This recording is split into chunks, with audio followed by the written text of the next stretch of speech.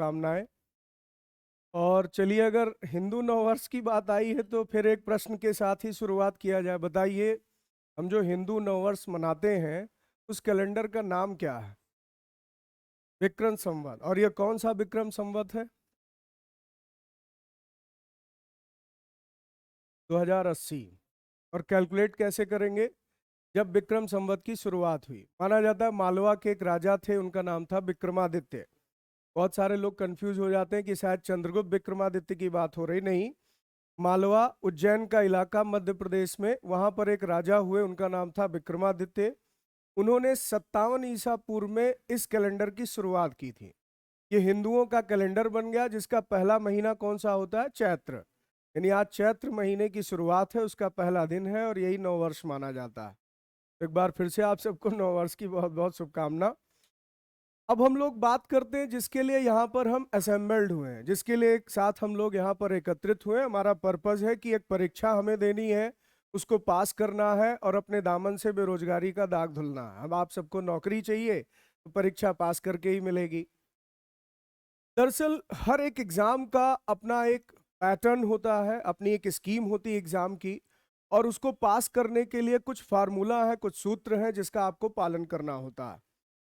कोई भी एग्जाम हो, जैसे आप अगर एसएससी का एग्जाम दे रहे हैं तो एसएससी के एग्जाम की भी एक स्कीम है। खासकर इस साल से तो नई स्कीम लागू हो गई, आप सबको मालूम ही है। तो जब आप शुरुआत करते हैं, किसी भी परीक्षा की तैयारी की शुरुआत करते हैं, तो सबसे पहले शुरुआत इसी बात से करनी चाहिए कि जिस परीक्षा में आप शामिल होने जा रहे हैं उसकी पूरी रणनीति आपकी तैयार हो। पहले रणनीति बनानी चाहिए, पहले योजना पता होनी चाहिए। बहुत सारे बच्चे कई बार ऐसे भी होते हैं जिनको एग्जाम के स्कीम के बारे में भी मालूम नहीं होता, परीक्षा की योजना के बारे में भी पता नहीं होता। हालांकि मैं आपसे ये उम्मीद नहीं करता, आप सब एसएससी की तैयारी अगर कर रहे हैं तो इतना तो कम से कम जानते ही हैं कि इस परीक्षा की डिमांड क्या है। इसमें परीक्षा के आप जानते हैं कई चरण हैं। जैसे पहला चरण जिसको हम क्या कहते हैं? टीयर 1। फिर इसके बाद अगला चरण आता है, उसको हम कहते हैं टीयर 2। यही दो आपके लिए मेन है। टीयर 1 हो गया प्रीलिम्स कहलाता है, टीयर 2 को हम मेंस भी कहते हैं। अभी तक सीजीएल के एग्जाम की बात की जाए, एसएससी के एग्जाम की बात की जाए, तो उसका जो पुराना पैटर्न था उसमें जीएस विषय का कोई बहुत खास रोल नहीं था।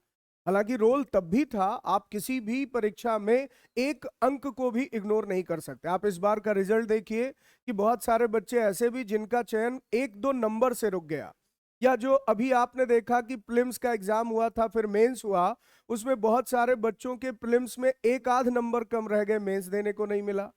तो एक चीज हमेशा ध्यान रखिएगा, किसी भी परीक्षा में एक अंक का भी बड़ा महत्व होता है, आप उसको कम मत आंकिए। कई बार वो आपके सिलेक्शन में बाधा बन जाता है और कई बार वो आपके रैंकिंग में भी बाधा बन जाता है, क्योंकि आप सब एक माइंडसेट के साथ तैयारी करते हैं कि अगर मुझे सिलेक्शन मिले भी तो मुझे अच्छे पद मिले। या तो आप एओ बनना चाहते होंगे, या आप इनकम टैक्स इंस्पेक्टर बनना चाहते होंगे, या आप सोचते होंगे कि हमें एक्साइज डिपार्टमेंट मिल जाए, या यानी जो भी आपने सोचा होगा वो अच्छे पदों को लेकर ही सोचा होगा। आप में से शायद ही कोई स्टूडेंट होगा जो कहेगा सर मैं टैक्स असिस्टेंट बनना चाहता हूं, सबसे नीचे वाला पद हो जाता है। तो आपकी जो तमन्ना है कि मैं एक अच्छे रैंक के साथ इस परीक्षा को पास करूं, उसमें हर एक प्रश्न आपके लिए बहुत महत्वपूर्ण होने वाला है, एक एक अंक आपके लिए बहुत महत्वपूर्ण होने वाला है। और इसी कारण से आप जब तैयारी करते हैं तो तैयारी हमेशा समग्र स्तर पर की जाती है, यानी कॉम्प्रिहेंसिव मैनर में की जाती है। मैं ये नहीं कहूंगा कि मैं जीएस पढ़ाता हूं तो कह दूं कि जीएस बहुत अच्छा सब्जेक्ट है, इसी पर पूरा फोकस करिए। आपको बहुत बैलेंस अप्रोच में रखना होगा, आपको रीजनिंग को भी उतना ही वेटेज देना होगा, आपको मैथ्स को भी उतना ही वेटेज देना होगा, आपको इंग्लिश को भी बहुत ज्यादा वेटेज देना होगा। ये एक कॉम्प्रिहेंसिव तैयारी है, कलेक्टिव तैयारी। जैसे खेल के कुछ नियम होते हैं, ऐसे पढ़ाई के भी कुछ नियम होते हैं। आप जानते होंगे कि कोई टीम ऐसी भी होती है जिसमें बैट्समैन बहुत अच्छे होते हैं, अगर बॉलर कमजोर हो तब भी वो टीम मैच हार जाती है। और एक ऑलराउंडर वाली टीम होती है, वो भले मीडियोकर प्लेयर हो लेकिन वो मैच जीत जाते हैं। तो वही चीज पढ़ाई में भी है कि आप किसी एक सब्जेक्ट के धुरंधर हैं, बहुत तेज हैं, बहुत एक्सपर्ट हैं, आप कह रहे हैं कि सर मैथ्स मेरा 100% आ जाता है, लेकिन आप अगर जीएस में भी अच्छा नहीं कर पाए तो असफल हो जाएंगे, या आप रीजनिंग अच्छा नहीं कर पाए तो असफल हो जाएंगे। इसलिए जब किसी परीक्षा में शामिल होइए तो सबसे पहले यह तय करिए कि हमें अपने विषयों को बेहतर कैसे करना। तो अब मैं जीएस की बात करूंगा कि जीएस कैसे तैयार किया जाए जिससे बेहतर हो सके। एक बात स्पष्ट कर देता हूं कि जो आपकी टीयर 1 परीक्षा होगी, आप में से कितने लोग हैं जो इस बार जून में अगर एग्जाम हो तो उसमें अपीयर होने जा रहे हैं? अच्छा, कुछ लोग ऐसे भी हैं जिनकी प्लानिंग आगे को लेकर होगी। अगर इस साल आप अपीयर होने जा रहे हैं तो मैं ये मानकर चलता हूं कि आपने काफी कुछ तैयारी कर रखी है, आप बिगनर नहीं है। ऐसा नहीं कि आज ही शुरुआत कर रहे हैं, लेकिन मैं पढ़ाऊंगा तो एक बिगनर की तरह ही, ये मानकर कि आप जीएस पहली बार पढ़ने जा रहे हैं, और बहुत ही बेसिक से शुरू करूंगा और आपको एडवांस लेवल तक ले जाने का प्रयास होगा। लेकिन फिर भी मैं उन बच्चों को भी बता दूं जो नए हैं, उनको अगले साल अगर 2024 में परीक्षा देनी है तो मैं आपको इस बात के लिए बधाई दूंगा कि आपने बहुत सही समय चुना है अपनी तैयारी का। बहुत सारे बच्चे कई बार गलती कहाँ करते हैं कि जब परीक्षा को कुछ समय बचता है तब वो तैयारी शुरू करते हैं। लेकिन रियलिटी ये है कि जिस साल आप एग्जाम दे रहे हैं उस साल आपकी कोचिंग पूरी हो चुकी होनी चाहिए और आप केवल प्रैक्टिस पर ज्यादा से ज्यादा फोकस करें। जैसे अगर मुझसे कोई एडवाइस ले तो मैं कहूंगा लास्ट के 2 मंथ्स आपको केवल प्रैक्टिस करना चाहिए, केवल आपको ज्यादा से ज्यादा अभ्यास करना चाहिए। लेकिन अभी अगर आपकी तैयारी पूर्ण नहीं है तो अभी भी मौका है कि आप उसमें सुधार कर सकते हैं। तो तैयारी करने के लिए पर्याप्त समय रखिए। कम से कम जीएस विषय की मैं बात करूं तो शायद आपको यहाँ पे बताया भी गया होगा कि इसमें बहुत डिटेल में पढ़ाया जाता है। मैं बेसिक से लेकर एडवांस लेवल तक जो पढ़ाता हूं, पूरा कोर्स कंप्लीट करने में लगभग 7-8 महीने का वक्त लगता है। अब आपके पास एक चॉइस होती है कि सर मेरे पास 7-8 महीने का समय तो है नहीं, मुझे जल्दी से जल्दी अपना विषय पूरा करना है। तो आपके पास एक ये व्यवस्था है कि आप 2 बैचेस लगा सकते हैं। आप 2 के बजाय 3 भी, बहुत सारे लोग हैं जो बैचेस लगा लेते हैं, लेकिन मैं 3 के लिए जनरली मना करता हूं कि केवल क्लास नहीं करना है, सेल्फ स्टडी भी करनी। और आप जो क्लास में पढ़ाया जाता है उसका रिवीजन भी करते हैं, उस पर नोट्स भी बनाते हैं, उसको भी पढ़ते हैं। तो इसमें टाइम टेकिंग प्रोसेस है, इसलिए एटलीस्ट 2 बैच लेकर चलिए। अब जिनको मान लीजिए इसी साल परीक्षा देनी, तो एक तीसरी सुविधा भी आपको दी गई है कि मेरे सारे लेक्चर यहाँ पर एप्लीकेशन पर रिकॉर्डेड फॉर्म में भी हैं। आप उन लेक्चर्स को भी फॉलो कर सकते हैं, घर बैठकर आप क्विक रिवीजन भी कर सकते हैं। वो आप पर डिपेंड करेगा, लेकिन मैं अपना पैटर्न आपको बता देता हूं। जैसे आज अगर मैं ज्योग्राफी शुरू करने जा रहा हूं तो आज ही स्पष्ट करता हूं कि यहाँ क्लासेस का पैटर्न कैसे रहता है। मंडे टू सैटरडे जो आपकी क्लासेस होती हैं, उसमें मंडे टू फ्राइडे ये क्लास चलेगी और सैटरडे को आपका टेस्ट होगा। जो टेस्ट होता है वो बहुत डिटेल टेस्ट होता है, क्योंकि उसमें जो पेपर बनाया जाता है कंप्लीट सिलेबस का बनाया जाता है, केवल उतना नहीं जितना आपको पढ़ाया गया है। और उसमें आपको 4 घंटे लगभग इन्वॉल्व किया जाता है। हालांकि इस वीक से मैं उसे थोड़ा कम करूंगा। बहुत सारे बच्चे कहते थे सर सैटरडे को बहुत ज़्यादा मेहनत हो जाती है, बहुत ज़्यादा टाइम चला जाता है, तो मैं टेस्ट पेपर का डिस्कशन जो करता हूँ बहुत लंबा हो रहा था, उसको थोड़ा शॉर्ट करूंगा। नहीं तो सैटरडे को ना केवल टेस्ट लिया जाता है बल्कि उसका डिस्कशन होता है। मैं आऊंगा और उस पेपर को पूरा डिस्कस करूंगा, जिसमें करंट अफेयर्स के भी प्रश्नों को हल करवाया जाएगा, उसके नोट्स बनवाए जाएंगे, स्टैटिक जीके के प्रश्नों को हल करवाऊंगा, उसके नोट्स बनवाऊंगा। यानी हर सैटरडे आप लोग करंट अफेयर्स और स्टैटिक जीके के नोट्स भी बनाएंगे। तो इस तरह से मेरी क्लासेस चलती हैं। यानी मंडे टू फ्राइडे आप ज्योग्राफी पढ़ेंगे, सैटरडे को करंट अफेयर्स और स्टैटिक जीके पढ़ेंगे और प्रश्नों का अभ्यास करेंगे। और ये सिलसिला आपका जारी रहेगा अगले लगभग 35 लेक्चर तक। 35 से 40 लेक्चर में आपकी ज्योग्राफी जाकर कंप्लीट होगी। फिर ज्योग्राफी कंप्लीट होने के बाद फिर हो सकता है कि आपके बैच में इकोनॉमिक्स स्टार्ट करूं, या हो सकता है पॉलिटी स्टार्ट करूं, क्योंकि जीएस के जो मेजर कंपोनेंट है मैं अकेले डील करता हूं। आपको current affairs, static GK, polity, economics, geography, history सब मैं पढ़ाऊंगा। केवल साइंस को छोड़कर, साइंस एक मैम पढ़ाती हैं, वो क्लासेस एक फिक्स टाइम पर चलती हैं जिसमें आप अपनी सुविधा अनुसार साइंस की क्लास भी कर सकते हैं।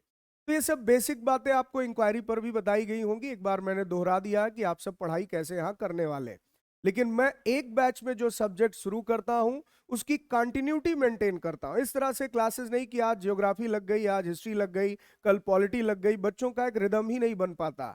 उसकी वजह क्या है कि ज्यादातर संस्थानों में टीचर सैलरीड होते हैं, वो टीचर जैसे अवेलेबल है उसके हिसाब से उनकी क्लास लगती है।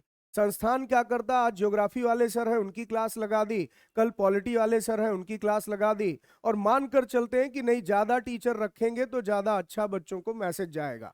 मेरा मानना है कि बच्चों को अपनी पढ़ाई पढ़ाई से जज करनी चाहिए, चेहरे से जज नहीं किया जाता। मेरा चेहरा सुंदर है या नहीं है, या मेरी व्यक्तित्व की जो है सुंदरता है या नहीं है, ये मैटर नहीं करता है। मैं कैसा पढ़ाता हूं ये ज्यादा मैटर करता है। तो आप सभी विषयों पर क्लासेस फॉलो करेंगे और खुद जज करेंगे कि हाँ आपको अच्छा लग रहा है या नहीं लग रहा है, समझ में आ रहा है नहीं आ रहा है। जज करने का एक और प्लेटफॉर्म है, मेरे लगभग 100 से ज्यादा वीडियोस यूट्यूब पर भी पड़े हुए हैं। वहां से भी आप हिस्ट्री की क्लास चेक कर सकते हैं, पॉलिटी की क्लास चेक कर सकते हैं, ज्योग्राफी भी चेक कर सकते हैं। लगभग अमूमन सभी विषयों पर मैंने 10 से 12 वीडियोस डाल रखे हैं, जिसमें आप देख कर जान सकें कि हमें क्या पढ़ाया जाता है। तो ये मेरा पैटर्न है पढ़ाने का। अब आ जाते हैं कि यहाँ पर आपको कंटेंट कैसे मिलेगा। तो एक तो क्लास का लेक्चर होगा और उसमें पूरा नोट्स मैं डिक्टेट करूंगा। मेरे साथ आप शॉर्ट नोट्स बनाएंगे, लिखने की एक आदत डालेंगे। और नोट्स बनवाने के पीछे एक साइकोलॉजिकल रीजन है कि आप अपना नोट्स जब लिखकर तैयार करते हैं तब उसको रिवीजन करना आपके लिए बहुत आसान होता है। भले ही आपको लगे कि सर बहुत ज्यादा लिखना पड़ रहा है, लेकिन इसका फायदा आपको परीक्षा में मिलेगा। दूसरा, यहां स्लाइड पर भी कुछ नोट्स आपको दिया जाएगा जो आपको सेल्फ स्टडी के लिए दिया जाएगा कि स्लाइड से घर पर जाकर आप उसको पढ़ें। ये स्लाइड एनोटेशन के साथ आपके पास कैसे जाती है, एप्लीकेशन पर। यानी यही क्लास बाद में आपको एप्लीकेशन पर भी मिलती जाएगी। और यहाँ के एप्लीकेशन पर जो आपको क्लासेस मिलती हैं उसका कोई चार्ज आपसे नहीं लिया जाएगा। मैं अपने ऑफलाइन के बच्चों को ये क्लासेस फ्री देता हूँ, ऑनलाइन का कोई एडिशनल चार्ज नहीं। तीसरा, आपके लिए पूरी बुकलेट तैयार की जाती है जो मैं खुद ही तैयार करता हूं। वो बुक्स भी आपको दी जाएंगी जिसे आपको पढ़ना हो। यानी 3 लेवल पर आपको काम करना है। क्लास में मेरे साथ नोट्स बनाना है, स्लाइड पर दिए गए मैटर को सेल्फ स्टडी करना है, और तीसरा जो बुक यहां से दी जाए उसको भी पढ़ना है। और इस तरह से आप काम करते हैं तो जीएस में मैं आपको दावा कर सकता हूं कि आप बहुत अच्छा करेंगे। चौथी बात, प्रीलिम्स की टेंशन तो आप आज ही खत्म कर दें। जो आप लोग प्रीलिम्स का एग्जाम देने जा रहे हैं, टीयर 1 का एग्जाम, जो बच्चे इस बार परीक्षा में शामिल हो रहे हैं उनको बता दूं, हर सैटरडे को मैं यहाँ जीएस के कुछ मोस्ट प्रोबेबल क्वेश्चंस पर एक डिस्कशन भी स्टार्ट कर रहा हूं। और उसके माध्यम से आप अपनी तैयारी टीयर 1 के लिए कर सकते हैं। अदरवाइज क्लासेस तो आप करेंगे ही करेंगे, उससे भी आपकी तैयारी होगी। प्रीलिम्स को यानी टीयर 1 को लेकर बहुत वरीड मत होइए, क्योंकि वो क्वालिफाइंग नेचर का एग्जाम। 25 सवालों में से अगर आप 14-15 भी सही करके आ गए तो आप क्वालिफाई कर जाए। तो वो बहुत बड़ा टेंशन का विषय नहीं। टेंशन आपको तब है जब आप मेंस देंगे। और मेंस के एग्जाम में हर एक प्रश्न आप जानते हैं 3 अंकों का है। यानी आपका जो जीएस का सेगमेंट है जिसमें 25 सवाल आएंगे, वो 75 अंकों का है। और जीएस बड़ा डिसाइडिंग है।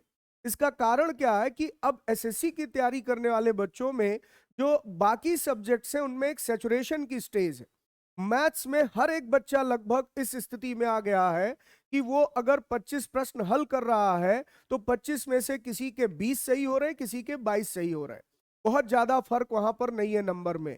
इंग्लिश में भी बच्चे लगभग एवरेज स्कोरर होते हैं। यानी 50 में से हो सकता है कि आपके 42 नंबर आ जाए, किसी के 44 आ जाए, किसी के 38 आ जाए। जीएस में वेरिएशन बहुत ज्यादा। जीएस में एक बच्चा ऐसा भी आपको मिलेगा जो 25 सवालों में से आप देखेंगे वो हो सकता है कि 20 सही करके आया हो, 21 सही करके आया। और एक ऐसे भी स्टूडेंट आपको मिल जाएंगे जिनके 2-3 ही सही हुए। कुछ तो ऐसे भी हैं जो नेगेटिव भी करके आ जाएंगे, नेगेटिव मार्किंग है।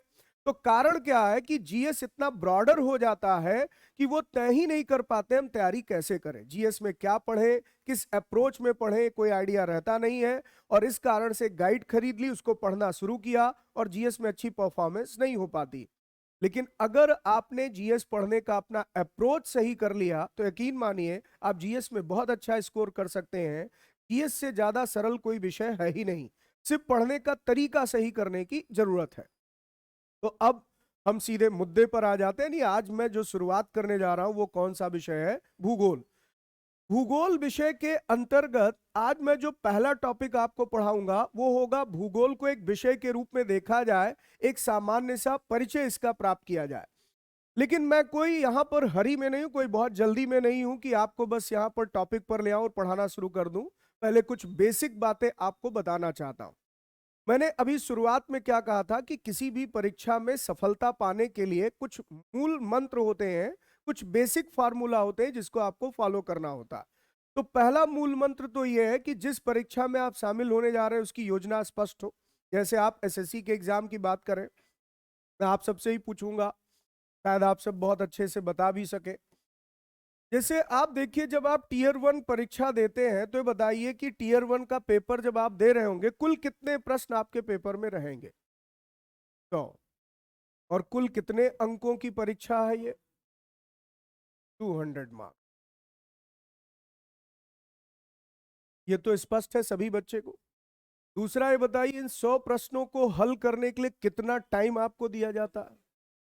60 मिनट। देखिए कितनी अहम बात है, जरा ध्यान से समझिएगा।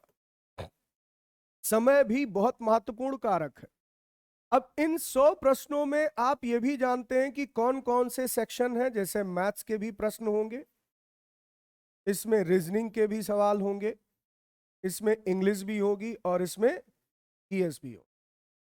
सबसे कितने कितने प्रश्न पूछे जा रहे हैं? 25। तो ये तो आप सबको मालूम ही है कि सबका बराबर वेटेज है। अब जरा एक चीज आप नोटिस करिए कि आप मैथ्स के सवाल हल करने चले, आपने ऑनलाइन एग्जाम देना शुरू किया, आपके स्क्रीन पर मैथ्स के सारे प्रश्न से दिख रहे हैं, आपने पहला सवाल लगाना शुरू किया। आप में से कुछ बच्चों से सबसे बड़ी तकनीकी गलती कहां होती है कि वो एग्जामिनेशन हॉल में ये तय करके बैठते ही नहीं है कि हमें कितनी देर में क्या करना। वो सिर्फ कर रहे होते हैं क्योंकि खूब पढ़कर आए, खूब मेहनत करके आए हैं, सवाल लगाना शुरू कर दिया, डटे हुए मैदान में, एक एक सवाल को बहुत अच्छे से पढ़कर सॉल्व कर रहे हैं और आंसर निकलता जा रहा। मैंने कहा, एक लड़के ने धुआंधार पारी खेली और उसने मैथ्स के 25 के 25 सवाल सही कर दिए। कितने अंक उसको मिल जाएंगे? और मान लीजिए उसने 40 मिनट कंज्यूम कर लिया। अब बताइए वो एग्जाम पास करेगा, फेल होने वाला है? फेल होने वाला। बहुत सारे बच्चों के साथ एग्जामिनेशन हॉल में ऐसा हुआ है।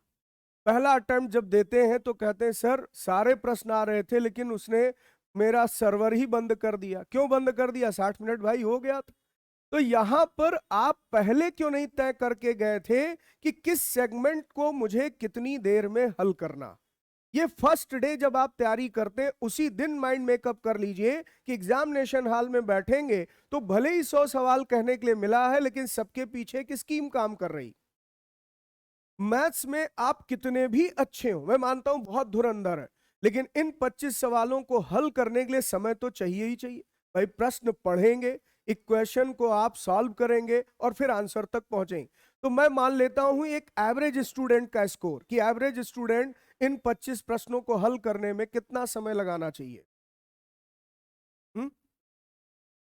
लगभग मानकर चलिए कि इन 25 प्रश्नों को हल करने के लिए आपके पास जो समय रहेगा वहां पर वो 22 मिनट या 23 मिनट से ज्यादा नहीं होना चाहिए। आपका अभ्यास इसी लिमिट में होना चाहिए। अगर आपने 22-23 मिनट से ज्यादा मैथ्स को दे दिया तो आप फंसने वाले हैं। तो आज ही माइंड मेकअप कर लीजिए कि मुझे 22-23 मिनट में वो मैथ्स के प्रश्नों को हल करना। ऐसे जरा बताइए रीजनिंग के प्रश्नों को हल करने के लिए कितना समय आपका लग जाएगा? लगभग यहां पर मैं मानकर चलता हूं, एक एवरेज स्टूडेंट के हिसाब से बात कर रहा हूं कि वो हो सकता है 15 से 16 मिनट लगा दे। हाँ, मतलब लेंदी क्वेश्चंस होते हैं लेकिन आपको अभ्यास करना पड़ेगा। ये आपके लिए चुनौती है कि 15-16 मिनट में आपको 25 सवाल हल करने। जिस दिन आप इस एक्यूरेसी पर आ गए, आपकी तैयारी तब सही। तो आप समझिए कि आपको केवल प्रश्नों को हल नहीं करना है, विद इन टाइम लिमिट करना। ये वही बात है, T20 का मैच चल रहा है, खेल रहे हो टेस्ट मैच, 6 बॉल पर आपको रन बनाने हैं, यहाँ पर 24, और आप यहाँ पर उसमें भी प्लेड ऑन वेल प्लेड कर रहे हो, तो कैसे काम चलेगा? तो आपको 25 प्रश्नों को 15-16 मिनट में हल करने का अभ्यास होना चाहिए। अगर आप इस स्थिति में इसको आप मैनेज कर सकते, किसी की मैथ्स बहुत अच्छी है, हो सकता है 16-17 मिनट में मैथ कर ले और 15-16 मिनट में रीजनिंग, लेकिन मैं दोनों को मिलाकर मानता हूं कि आपका लगभग लगभग वो 40 मिनट के आसपास समय निकल जाएगा लगभग। तो 40 मिनट के बीच में आपको मैथ्स और रीजनिंग दोनों सॉल्व कर देना। अब बचे कितने? 20 मिनट, यानी काफी टाइम निकल चुका है और 2 सेक्शन अभी भी बचा है। इंग्लिश के प्रश्नों को हल करने में आप मानते हैं कितना समय चला जाएगा? लगभग 12 मिनट के आसपास। तो फाइनली बताइए जीएस के लिए कितना समय बचा? यानी आपको आज से ही माइंड मेकअप करके चलना है कि 8 मिनट से लेकर 10 मिनट से ज्यादा समय जीएस में नहीं मिलने वाला। और जीएस के विषय की एक खासियत बताता हूं, यही एक ऐसा सब्जेक्ट है जिसमें आप क्विक रिस्पॉन्स कर सकते हैं। इसलिए कि प्रश्न सामने आते ही आप कुछ सेकंड में तय कर लेते हैं कि उत्तर आ रहा है या नहीं आ रहा। जैसे मान लीजिए आपको सवाल दिया गया इतिहास का, स्क्रीन पर पहला सवाल जीएस का, हिस्ट्री का आया कि बक्सर की लड़ाई में अंग्रेजी सेना का कमांडर कौन था।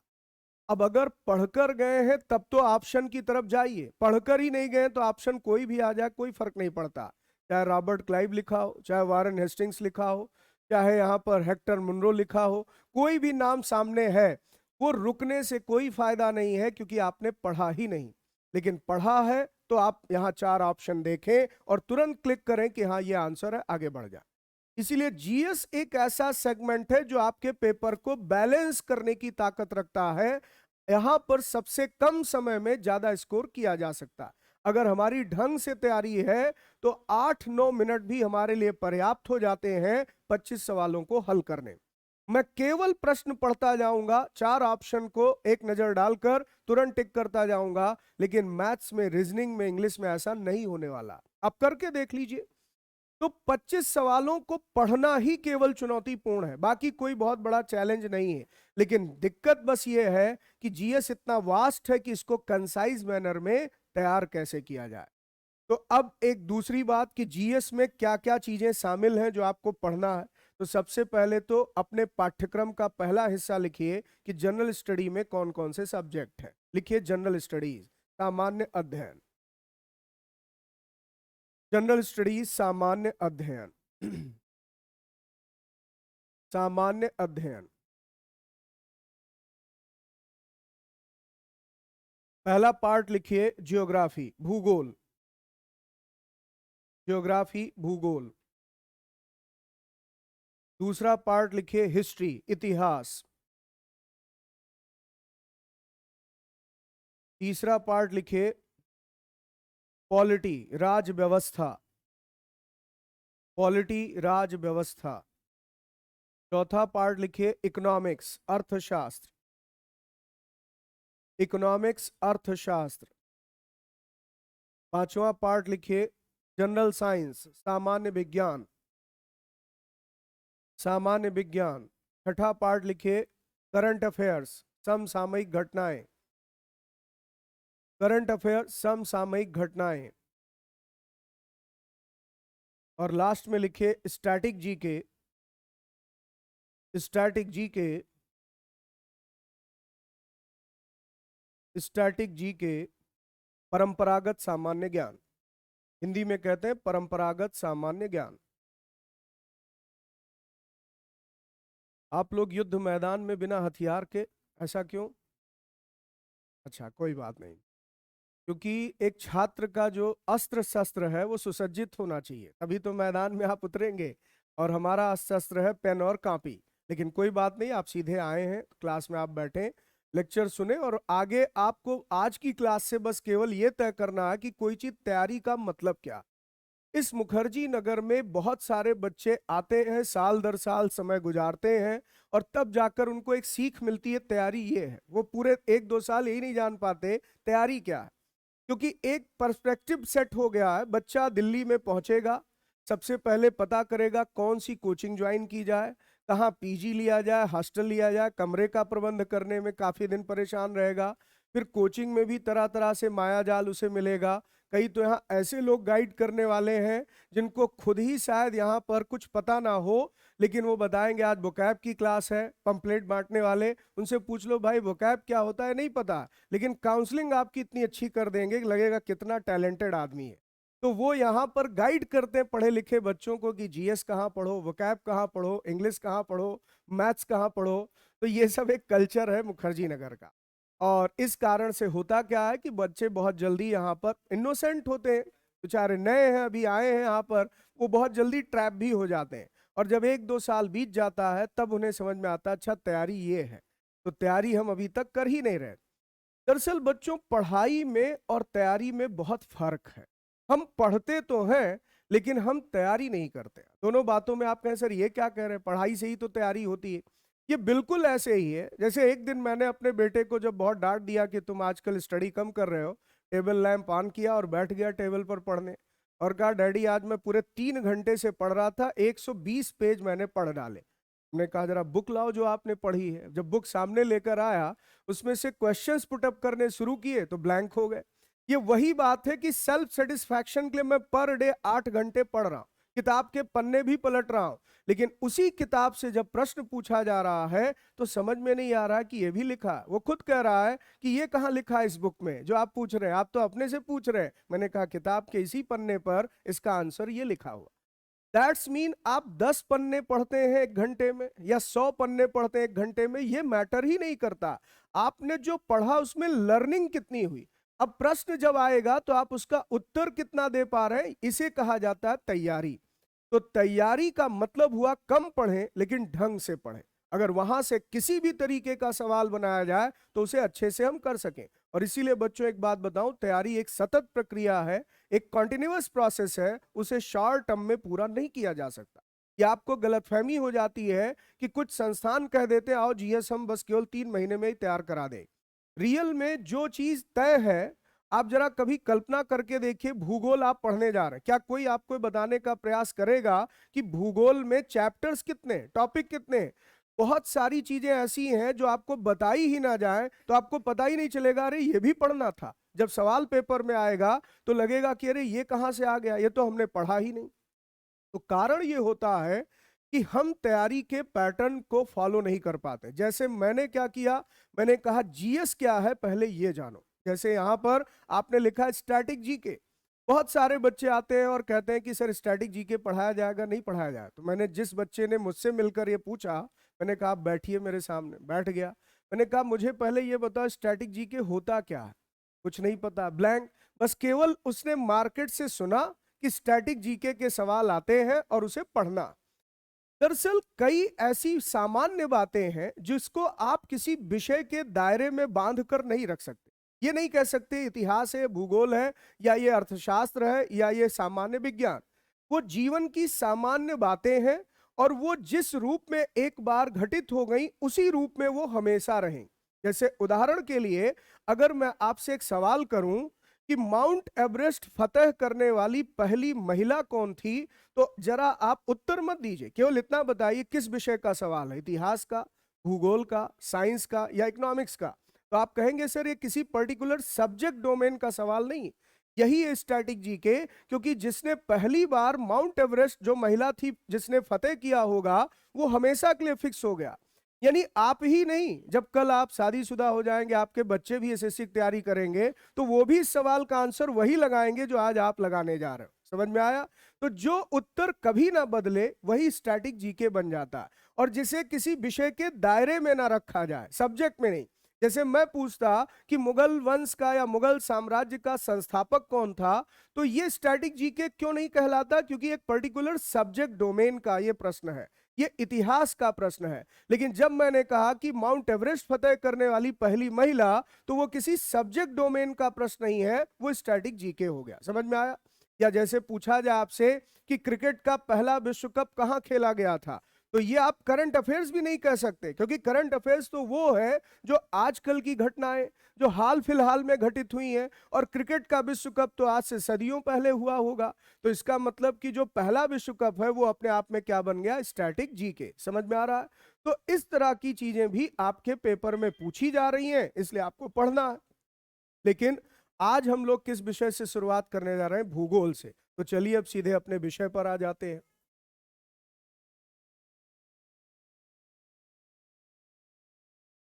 इसके लिए अंग्रेजी में शब्द है जियोग्राफी। सबसे पहले आपको यह बता दूं कि भूगोल का जो आपका पाठ्यक्रम है वो क्या है, यानी कहां कहां से प्रश्न बनता है और क्या क्या चीजें आप तैयार करेंगे। मैंने अध्ययन की सुविधा के लिए आपके पूरे पाठ्यक्रम को 2 हिस्सों में बांट दिया, यही दोनों चीजें आपको पढ़ाने वाला हूं। इसका एक हिस्सा है जिसको कहा जाता है विश्व का भूगोल, विश्व भूगोल यानी वर्ल्ड ज्योग्राफी।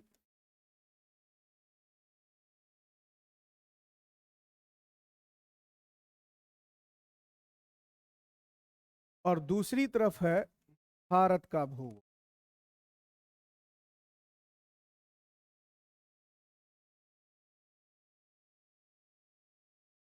Indian geography.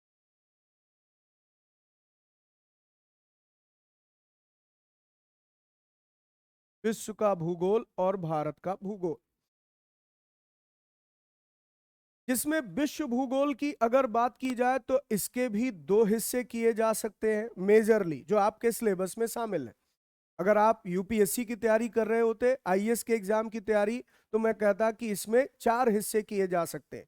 लेकिन एसएससी को ध्यान में रखते हुए, जैसा आपका पेपर का पैटर्न है उसके पाठ्यक्रम को फॉलो करते हुए इसके दो हिस्से किए जा सकते हैं। यानी इसमें दो चीजें आप पढ़ेंगे, एक है फिजिकल ज्योग्राफी,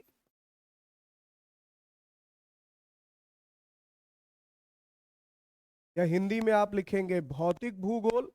एक है भौतिक भूगोल और दूसरा है रीजनल ज्योग्राफी,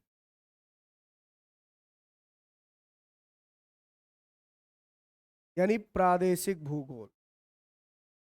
तो एक है भौतिक भूगोल, एक है प्रादेशिक भूगोल।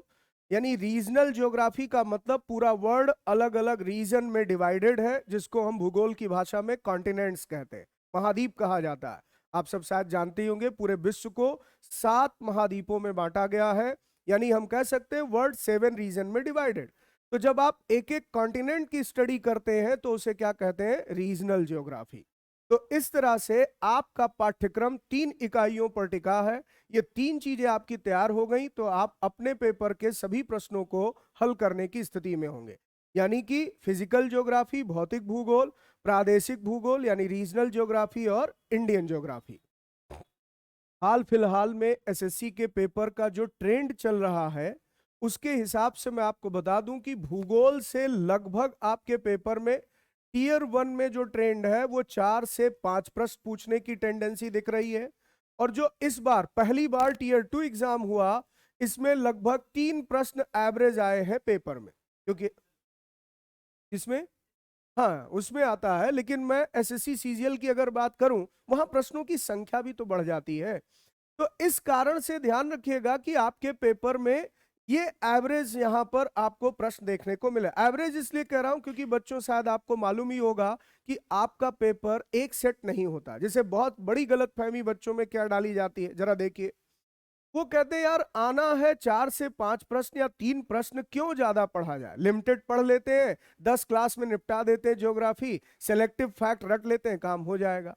लेकिन रियलिटी है, जरा आप देखिए, जब आपका टीयर 1 एग्जाम होता है तो आप लोग बताइए कितने दिन परीक्षा चलती है लगभग?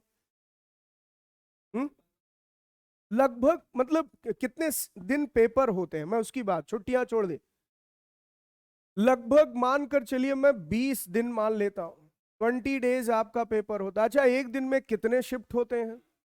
3 शिफ्ट होते हैं, ठीक है, एवरेज 3 शिफ्ट होते हैं, किसी दिन 4 रख दिया गया हो तो बात अलग है, लेकिन 3 शिफ्ट में आपका पेपर पर डे होता है, 20 दिन पेपर चलता है। तो कुल मिलाकर कितने सेट पेपर के हो गए?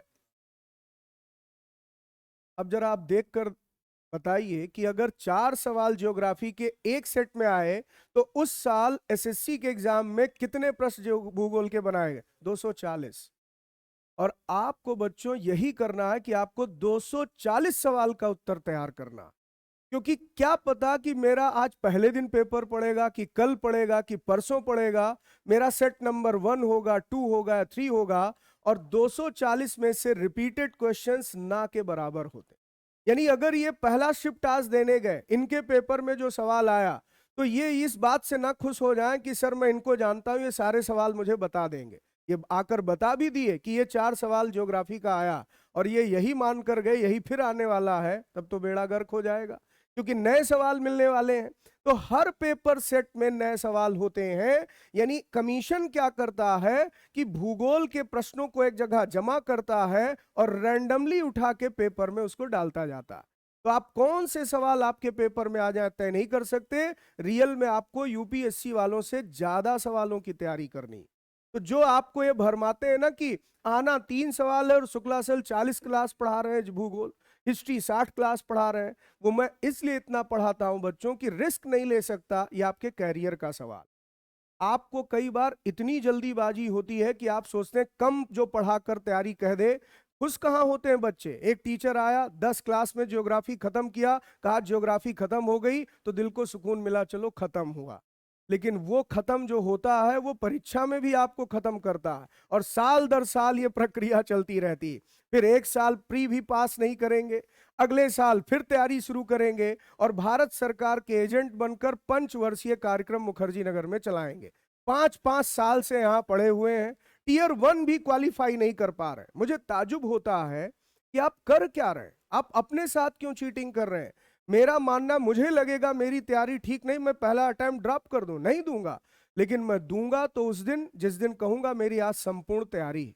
1 साल आप डटकर मैदान में मेहनत करिए बच्चों, 1 साल बहुत है एसएससी का एग्जाम निकालने के लिए। यदि आप अपने प्रति गंभीर हैं तो आप बहुत अच्छा कर सकते हैं, लेकिन कोई शॉर्टकट नहीं है। शॉर्टकट वो इसलिए अपनाते हैं क्योंकि उनका एक विजन होता है, मुझे हर महीने नया बैच लाना। वो उनके प्रोफेशनल इंटरेस्ट है जो आप जान नहीं पाते हैं। आपको लगता है अरे 2.5-3 महीने में जीएस हो जाएगा, बड़ा अच्छा है यहाँ पर। मैं टाइम टेकिंग चीजों को इसलिए स्पष्ट बता देना चाहता हूं, जब मैं पढ़ाना शुरू करता हूं तो बीच में बच्चों के इंटरप्शन एक्सेप्ट नहीं करता कि सर आपने 35 क्लास कहा था, 36वीं चल रही, 36 नहीं 40वीं भी चल रही होगी तो आपको अटेंड करना, एक्स्ट्रा क्लास भी बुलाऊंगा तो अटेंड करना, क्योंकि आप पढ़ने के लिए बने हैं, आपका धर्म पढ़ाई होना चाहिए। आप पैसा भी पे करते हैं, मुखर्जी नगर जैसी जगह रहते भी हैं, केवल पढ़ने के लिए आए, तो अपने दिमाग में बात बहुत क्लियर रखिए कि हमें पढ़ाई में ही इंगेज रहना। दूसरा, एक व्यक्तिगत राय दूंगा, थोड़ा सा मित्र मंडली को छोटा रखिएगा, फ्रेंड सर्किल को लिमिटेड रखिएगा, क्योंकि मुखर्जी नगर में एक और बीमारी है, मित्र मंडली बड़ी होती जाती है। कई बार बच्चे क्लास बंक करने लगते हैं, वो पता चलेगा कि दोस्त का बर्थडे एंजॉय कर रहे हैं, सर आज बर्थडे था क्लास करने नहीं आ पाया। अरे जन्मदिन भूल जाइए, सब कुछ भूल जाइए, कोई एक्सक्यूज मत दीजिए। बड़े निराले निराले एक्सक्यूज होते हैं, 4 दिन से क्लास नहीं आया, 5वें दिन पूछा भाई क्लास क्यों मिस की, सर बुआ के लड़के की शादी थी तो गांव चला गया, शादी अटेंड करके आया। अगर बुआ फूफा के लड़के की शादी निपटाओगे तो खुद के शादी के लाले पड़ जाएंगे, कोई नहीं पूछेगा। आज की डेट में बेरोजगारी इतनी चरम पर है कि बेरोजगारों को कोई पूछता नहीं है। तो रोजगार अगर चाहिए तो अपने प्रति आप गंभीर हो जाइए, ईमानदार हो जाइए, और ईमानदारी से पूरा साल लगाइए मुखर्जी नगर में। आप सब बहुत सौभाग्यशाली हैं कि दिल्ली जैसे शहर में आपके माता पिता ने आपको पढ़ने भेजा है। बहुत अच्छे टैलेंटेड बच्चे, उनके पास संसाधन नहीं, यहाँ आ नहीं सकते। आप शायद बिलीव ना करें, आगरा के 2 बच्चे पैदल चलकर मुझसे मिलने यहाँ आए थे। 3 महीने दिल्ली में मैंने अपने पैसे पर उन्हें यहाँ रखा, अभी रिसेंट में गए, इतने गरीब घर के थे, पढ़ने में इतना डेस्परेट थे कि मुझे देखकर मन द्रवित हो गया कि ऐसे भी बच्चे जो इतना मेहनत करता है लेकिन उसके पास न खाने का पैसा न रहने का, वो यहाँ बर्फ की समझिए ठेला लगाता था। तो मैंने उसकी मदद की कि किसी तरह पढ़ सके, लेकिन मेरी भी सीमाएं हैं भाई, मैं भी आर्थिक रूप से इतना सक्षम नहीं कि सबकी मदद कर सकूं। इसलिए आप सबको मानता हूं कि आप सब बहुत सौभाग्यशाली हैं कि आपके माता पिता आपके पीछे एक बैकअप बनकर खड़े। तो आप उसका दुरुपयोग ना करें, उसका सही लाभ उठाएं और अपने कैरियर के प्रति आप समर्पित हो जाएं। तो हम लोग भूगोल विषय में इन 3 विषयों को पढ़ेंगे, लेकिन मैं यहां पर शुरुआत इस बैच में करने जा रहा हूं भारत के भूगोल से। दरअसल भारत के भूगोल से शुरुआत क्यों करूंगा, क्योंकि पिछले 3-4 साल से मैं वेट कर रहा था कि आपके पेपर में इसका थोड़ा सा फोकस बढ़े, लेकिन अभी जो मेंस का पेपर हुआ सारे सवाल इंडियन ज्योग्राफी के दे दिए, या फिर ऐसे ही जो प्रीलिम्स में पूछा जा रहा है वो भी ज्यादातर सवाल इंडियन ज्योग्राफी के आ रहे हैं। तो हालांकि मैं ये नहीं कह रहा हूं कि आप केवल ये पढ़ेंगे, आपको पढ़ना तीनों पड़ेगा, आप कोई सेक्शन छोड़ नहीं सकते, कमजोर नहीं कर सकते, लेकिन शुरुआत हम लोग कहां से करेंगे, भारत के भूगोल से। तो भारत के भूगोल में सबसे पहले आप क्या पढ़ने वाले उसका पाठ्यक्रम लिखिएगा, हेडिंग दीजिए Indian geography. Indian geography, Bharat का भूगोल, इंडियन ज्योग्राफी, भारत का भूगोल। पहला टॉपिक लिखिएगा general geographical introduction of India. General geographical introduction of India, Bharat का सामान्य भौगोलिक परिचय। भारत का सामान्य भौगोलिक परिचय, सामान्य भौगोलिक परिचय। दूसरा लिखिए physical division of India. Physical division of India, Bharat के भौतिक प्रदेश, भारत के भौतिक प्रदेश, भारत के भौतिक प्रदेश। तीसरा लिखिए drainage system of India. Drainage system of India Bharat का अपवाह तंत्र। भारत का अपवाह तंत्र। चौथा लिखिए,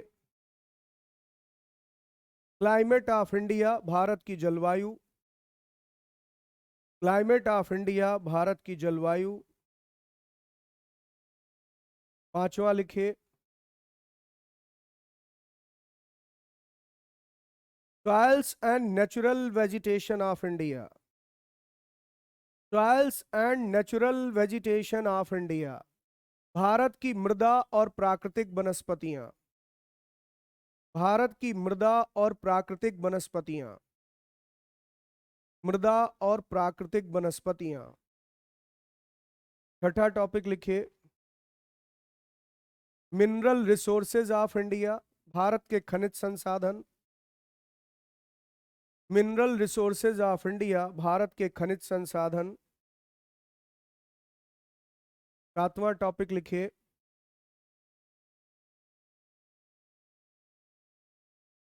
industry and transportation. Industry and transportation, उद्योग और परिवहन। उद्योग और परिवहन, इंडस्ट्री एंड ट्रांसपोर्टेशन, उद्योग और परिवहन। और लास्ट में लिखिए, demography of India. Demography of India Bharat की जनांकिकी। भारत की जनांकिकी। जहां नहीं दिक्कत होगी लिखने में बताइएगा, बोर्ड पे मैं लिख दूंगा डेमोग्राफी। भारत की जनांकिकी। जनांकिकी का मतलब यह होता है कि इस देश में जो रहने वाले लोग हैं उनके बारे में पढ़ना। जैसे उदाहरण के लिए आप पढ़ेंगे कि इंडिया में सेक्स रेशियो कैसा है। सेक्स रेशियो का मतलब हुआ पुरुषों और महिलाओं का अनुपात। इस पर भी आपके पेपर में प्रश्न आता है। जैसे अभी लास्ट ईयर ही प्रश्न आया था कि भारत में न्यूनतम लिंगानुपात वाला राज्य कौन सा है, हरियाणा। या अधिकतम लिंगानुपात वाला राज्य कौन सा है, केरला। तो ये सब जो सवाल आते हैं किस टॉपिक से आते हैं, डेमोग्राफी से। तो बच्चों तैयारी में ये सबसे पहला काम होता है अपना एक मॉडिफाइड सिलेबस डिजाइन करना। हमें तय करना पड़ता है कि हम क्या पढ़ें, क्योंकि आप केवल पढ़ना ना शुरू करें, पहले ये तय करें क्या पढ़ें। जिस दिन आप ये तय कर लेते हैं कि क्या पढ़ें, आपकी तैयारी सही ट्रैक पर आ जाती। क्योंकि कई बार आप वो चीजें भी पढ़ रहे होते हैं जिसकी आवश्यकता नहीं, और कई बार वो चीजें नहीं पढ़ रहे होते हैं जिसकी आवश्यकता होती, हमें पता ही नहीं होता ये भी पढ़ना था। तो इसीलिए अपना एक मॉडिफाइड सिलेबस डिजाइन किया जाता है। ये कमीशन अपनी तरफ से सिलेबस नहीं देता, वो तो सिंपल लिख देता है ये आएगा। लेकिन हम अपने सिलेबस को डिजाइन कैसे करें, प्रीवियस ईयर क्वेश्चन के बेसिस पर। आपके पास पिछले 2 साल 3 साल का पेपर होना चाहिए। उन पेपर्स को देख करके आप अपने से जान जाएंगे कि ये सवाल इस टॉपिक से पूछे जाते हैं। तो मैं आपके लिए काम कर रहा हूं। जब आप यहाँ क्लास में बैठे तो एक विश्वास के साथ बैठे हैं कि सर अगर हम ही कर पाते तो यहाँ आते क्यों। आए ही इसलिए हैं कि आप हमें हेल्प करेंगे, आप असिस्ट करेंगे। और इसीलिए तो हमारी भूमिका एक मेंटोर या कोच के रूप में होती। तो मैं पूरा प्रयास करूंगा कि आपको क्वालिटी ऑफ कंटेंट भी मिले और क्वांटिटी भी मिले, दोनों चीजें होनी चाहिए। यानी गुणवत्ता भी रहे और साथ में मात्रा भी ठीक ठाक रहे। क्योंकि वही बात हो गई, बहुत अच्छी दवा है लेकिन प्रॉपर डोज नहीं ले रहे हैं तो भी बीमारी नहीं दूर होगी। तो डोज भी प्रॉपर रहे और साथ में उसकी क्वालिटी भी अच्छी रहे। तो इसी के साथ हम लोग अब आ जाते हैं पहले टॉपिक पर, जो मैंने आज कहा था कि हम लोग भूगोल का एक सामान्य परिचय देखेंगे। तो आइए शुरुआत करते हैं भूगोल एक विषय के रूप में।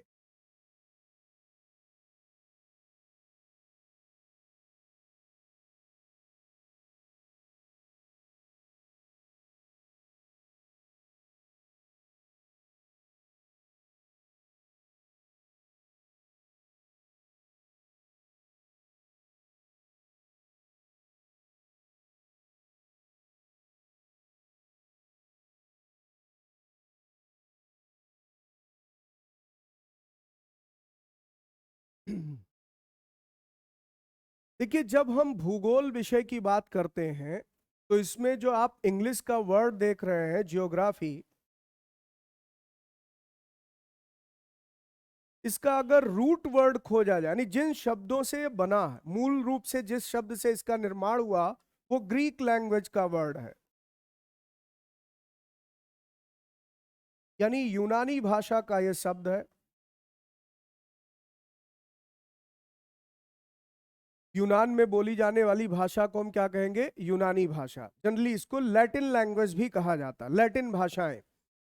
तो जो ग्रीक वर्ड है, इसमें दो वर्ड है, एक है जियो और एक है ग्राफोस। हिंदी में भी इसे हम लिखेंगे जियो और इधर ग्राफोस। केवल जियो लिखिएगा, रिलायंस जियो मत लिखिएगा। ठीक है, तो मैंने यहां जियो की बात की, जो ग्रीक वर्ड है। अब इस जियो का जो लिटरल मीनिंग होता है, जो इसका शाब्दिक अर्थ होता है, वो होता है अर्थ, यानी पृथ्वी।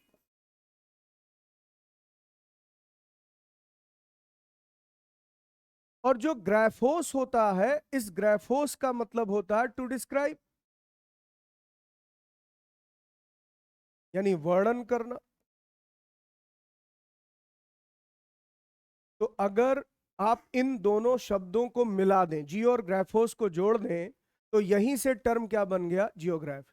और इसके बेस पर अब आपके सामने एक मीनिंग आ गई कि जियोग्राफी एज ए सब्जेक्ट किसके बारे में बात करता है? पृथ्वी के बारे में। यानी ये अर्थ के बारे में डिस्क्राइब करता है, हमारी पृथ्वी के बारे में बताता है। तो एक ऐसा विज्ञान, एक ऐसा साइंस जो यहां पृथ्वी के बारे में, धरातलीय सतहों के बारे में वर्णन करे, अर्थ सरफेस के बारे में बताए, उसी को हम कहते हैं ज्योग्राफी। लेकिन ये एक बहुत लेमैन लैंग्वेज में डेफिनेशन हुई, एक सामान्य सी परिभाषा। दूसरी बात जान लीजिए कि जियोग्राफी टर्म जिसने क्वाइनेज किया था, वो एक ग्रीक स्कॉलर था, एक यूनानी विद्वान था, और उसका नाम था इरेटोस्थनीज।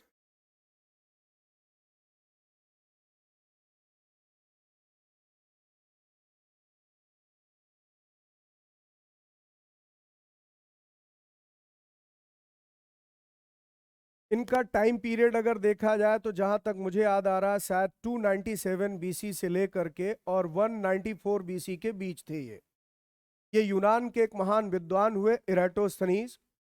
297 ईसा पूर्व से 194 ईसा पूर्व के बीच इनका समय था। यही वो शख्स हैं जिन्होंने सबसे पहले जियोग्राफी टर्म क्वाइनेज किया था, इन दो शब्दों को मिलाकर।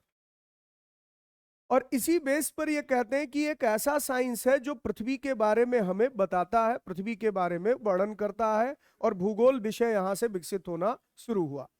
तो पहले जितनी बेसिक बातें मैंने बताई हैं, इसको थोड़ा सा आप लिख लें नोट्स में, तब मैं आगे बढ़ूं। लिखिएगा, लिखिए, geography is a science, geography is a science which describe about the which describe about the which describe about the physical environment of the earth, physical environment of the earth, human activities, human activities,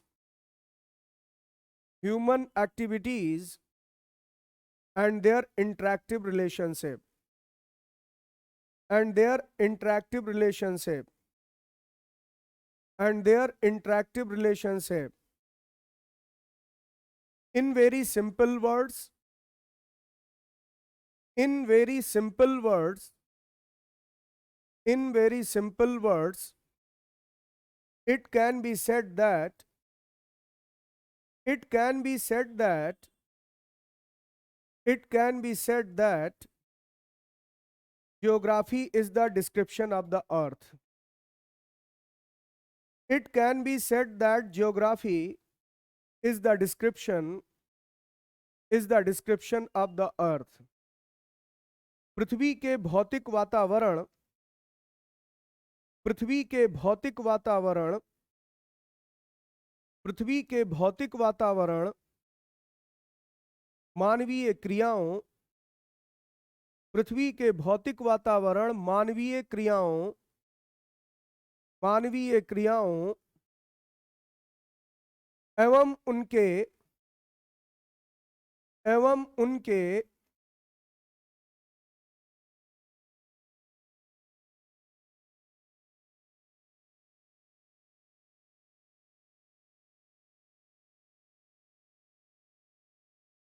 अंतर प्रक्रियात्मक संबंधों, interactive relationship, अंतर प्रक्रियात्मक संबंधों, अंतर प्रक्रियात्मक संबंधों के विषय में के विषय में के विषय में जानकारी देने वाला विज्ञान, जानकारी देने वाला विज्ञान, जानकारी देने वाला विज्ञान भूगोल है। जानकारी देने वाला विज्ञान भूगोल है। भूगोल है। अत्यंत सरल शब्दों में कहा जा सकता है, अत्यंत सरल शब्दों में कहा जा सकता है, अत्यंत सरल शब्दों में कहा जा सकता है कि भूगोल पृथ्वी का वर्णन है, कि भूगोल पृथ्वी का वर्णन है, भूगोल पृथ्वी का वर्णन है, पृथ्वी का वर्णन है। देखिए, जो आपने पहला पैराग्राफ लिखा, अगर आप गौर करें, जैसे मान लीजिए आपने एक लाइन लिखी, पृथ्वी का भौतिक वातावरण, तो हम जिस पृथ्वी पर रहते हैं इसका अपना एक फिजिकल एनवायरनमेंट है। भूगोल विषय ये कोशिश करता है बताने की कि ये फिजिकल एनवायरनमेंट बना कैसे। जैसे उदाहरण के लिए मैं कहूं कि आप देखते हैं मौसम बदलता रहता है, कभी गर्मी कभी ठंडी, या फिर आप देखते हैं ऋतुएं बदलती रहती हैं। एक समय था जब विंटर सीजन था, एक समय आया जब यहाँ पर आप देख रहे हैं गर्मी पड़ रही है, बारिश भी होगी। तो जब ये आसपास हमारे धरातल पर इस तरह की घटनाएं घटित होती हैं, तो एक विज्ञान के रूप में हम ये देखते हैं कि आखिर ये क्यों हुआ। आखिर बारिश हुई तो बारिश होने की वजह क्या है, बारिश होने के पीछे कोई ना कोई कारण तो होगा। या फिर अगर गर्मी ठंडी बरसात जैसे ऋतुएं आती हैं तो इन ऋतुओं के परिवर्तन के पीछे क्या कारण। अगर इसका जवाब आपसे मांगा जाए तो कौन सा विषय जवाब देगा? भूगोल। तो भूगोल एक साइंस है जो इस बात को डील करता है कि हमारे अर्थ का जो फिजिकल एनवायरनमेंट है ये कैसे बना, ये किस तरीके से प्रक्रियाएं घटित हो रही। दूसरा आपने लिखा मानवीय क्रियाएं। हम लोग बहुत सारे काम करते हैं, मनुष्य के द्वारा की गई क्रियाओं का भी भूगोल से गहरा नाता। जैसे उदाहरण के लिए अगर आप देखें तो मानव यहाँ पर मकान बनाता है, कहीं खेती करता है, तो अगर वो खेती भी कर रहा है, खेती करने की क्रिया किसकी है? मानवीय क्रिया। हम अपने पेट को भरने के लिए भोजन या अन्न को उपजाते हैं, लेकिन अन्न उपजाने के लिए भी भूगोल का एक गहरा संबंध इससे है। मानवीय क्रियाओं का भूगोल से एक नाता है। यानी हम यहां पर जब खेती करते हैं तो भौगोलिक प्रक्रियाओं का पालन करते हैं। फॉर एग्जाम्पल, मान लीजिए आप नए नए किसान बने और आप जा करके यहां पर तय कर रहे हैं कि चलो अप्रैल मई का महीना है, गेहूं की बुआई कर देते हैं। तो क्या गेहूं की फसल आप अप्रैल मई में बुआई कर सकते हैं? तो इसका मतलब क्या हुआ कि आपको भौगोलिक विषयों का ज्ञान नहीं। अगर भौगोलिक विषयों का ज्ञान होता तो भूगोल, मैंने भी थोड़ी देर पहले क्या कहा, पृथ्वी के भौतिक वातावरण का अध्ययन। तो आप जानते कि इस समय इस फसल के लिए अनुकूल तापमान नहीं है, अनुकूल यहाँ पर जलवायु नहीं है, यानी बारिश नहीं होगी, या बारिश होगी ज्यादा तो फसल बर्बाद हो जाएगी। तो ये सब ज्ञान आपको यहाँ पर जब मिलता है तो किस विषय से मिलता है? भूगोल से। तो मानव कृषि कार्य भी अगर कर रहा है तो वो भी भूगोल से जुड़ा। इसीलिए तो आप भूगोल में एक टॉपिक पढ़ते हैं, रबी का सीजन क्या होता है, खरीफ का सीजन क्या होता है, जायद का सीजन क्या होता है। ये एक उदाहरण मैंने दिया। ऐसे बहुत सारी चीजें, जैसे हम परिवहन के साधन बना रहे हैं, मान लीजिए रेलवे ट्रैक बना रहे हैं, सड़कें बना रहे हैं, उसमें भी भूगोल की जरूरत हमें पड़ती है। तो ऐसी बहुत सारी मानवीय गतिविधियां हैं जहां पर हम पृथ्वी के भौतिक वातावरण से प्रभावित होते हैं। जैसे मान लीजिए आपका मन करे कि आज स्वेटर पहनकर क्लास में बैठते हैं, क्या बैठ सकते हैं? नहीं। तो क्यों आज स्वेटर नहीं पहन सकते? कौन बाधा बन रहा है? भूगोल। भूगोल तय कर रहा है कि आप कौन सा कपड़ा पहनेंगे। तो कपड़े पहनने पर भी भूगोल का नियंत्रण है। यानी मानवीय क्रियाएं भी कहीं ना कहीं भौगोलिक प्रक्रियाओं से प्रभावित होती। अच्छा, ऐसा नहीं है कि केवल प्रकृति ही हमें प्रभावित करती है, हम भी प्रकृति को प्रभावित करते हैं। हम भी कई ऐसे काम करते हैं जिससे प्रकृति पर जो है प्रभाव पड़ता है। कुछ नहीं कर सके तो जंगल ही काट डाले। अब जंगल काटेंगे तो प्रकृति पर प्रभाव आएगा नहीं आएगा? जो आज हम कहते हैं ग्लोबल वार्मिंग हो रही है, अब बताइए ग्लोबल वार्मिंग नेचुरल फिनोमेना है या उसके लिए ह्यूमन एक्टिविटी भी जिम्मेदार है? ह्यूमन एक्टिविटी भी जिम्मेदार। यही तो भूगोल है जो हमें सिखाता है कि हम बैलेंस के साथ रहें। नहीं तो अगर गड़बड़ करते चले जाएंगे तो ग्लोबल वार्मिंग होगी।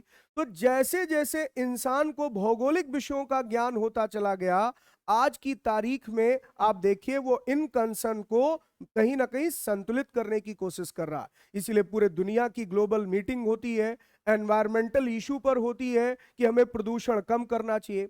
आखिर ज्ञान विज्ञान की मदद से सीएनजी क्यों लाई गई, जिससे पर्यावरण को नुकसान होने से बचाया जा सके। तो जब भूगोल का ज्ञान हुआ, हमें पता चला कि जो हम फॉसिल्स फ्यूल्स यूज करते हैं वो कहीं ना कहीं हमारे वायु को प्रदूषित करता है, और इससे बचने के लिए सीएनजी जैसी चीजों का अल्टरनेट लाया गया। आजकल इलेक्ट्रिक एनर्जी आप देख रहे हैं प्रमोट की जा रही है, बहुत सारे इलेक्ट्रिक व्हीकल्स जो है अब आ रहे हैं। तो क्यों ऐसा किया जाए? भौगोलिक ज्ञान ही तो। जैसे जैसे भूगोल का ज्ञान होता गया वैसे ही जीवन बेहतर करने की कोशिश है।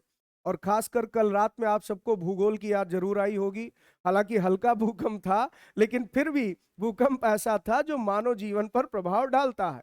तो कुल मिलाकर के मैं तो डिनर करने बैठा ही था, डिनर छोड़ के लगा कि बाहर भागूं, फिर कहा बजरंग बली के हवाले है जीवन, जो भी होगा देखा जाएगा। नहीं तो टर्की की याद आ गई भी, रिसेंट में आपने देखा टर्की में क्या घटना हुई। तो भूगोल का मानव से बहुत गहरा नाता है, इसीलिए हम लोग भूगोल का अध्ययन करते हैं। और इसीलिए पहली लाइन में आपने लिखा कि भौतिक वातावरण, मानवीय क्रियाएं और इनके बीच में इंटरैक्टिव रिलेशन, यानी प्रक्रियात्मक संबंध। आगे लिखिएगा।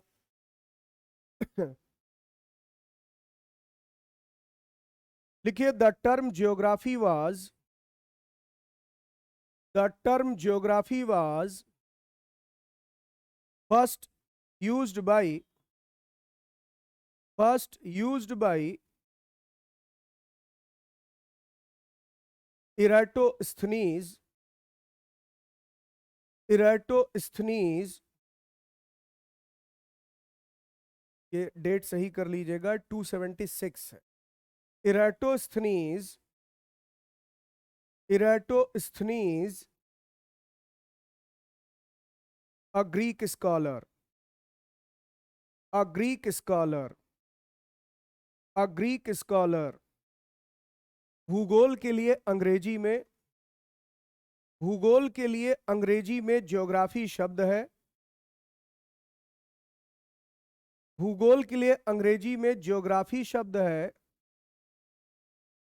ज्योग्राफी शब्द है, ज्योग्राफी शब्द है जिसका प्रयोग सबसे पहले, जिसका प्रयोग सबसे पहले, जिसका प्रयोग सबसे पहले इराटोस्थनीज नाम के, सबसे पहले इराटोस्थनीज नाम के एक यूनानी विद्वान ने किया था। इराटोस्थनीज नाम के, इराटोस्थनीज नाम के एक यूनानी विद्वान ने किया था, एक यूनानी विद्वान ने किया था।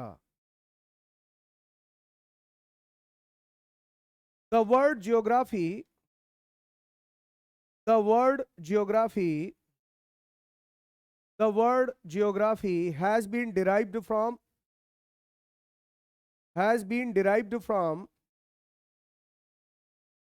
two root words, two root words of Greek language,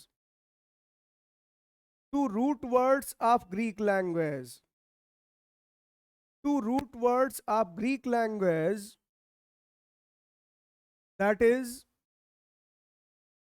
that is geo and graphos, geo and graphos.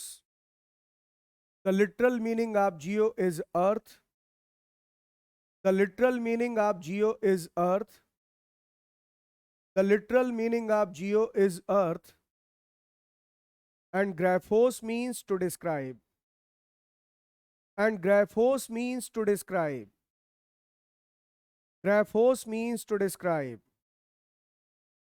Put together, put together,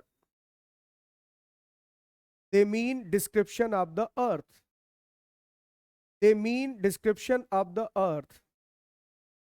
Description of the earth.